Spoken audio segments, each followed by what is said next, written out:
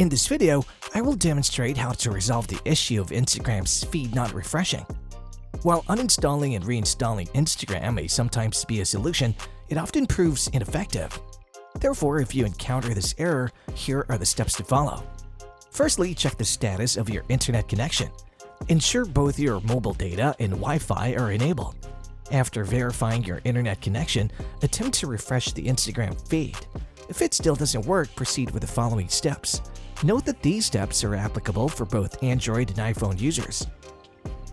Open your device settings. Navigate to SIM cards and mobile networks. Select SIM card settings at the top. Click on APNs and then choose Reset at the bottom. By performing these actions, your settings will be reset, and this should resolve the issue of Instagram's feed not refreshing. Thank you for watching this video. If you found it helpful, please consider leaving a like, commenting, and subscribing to the channel. If you'd like to support the channel further, you can find the first link in the video description.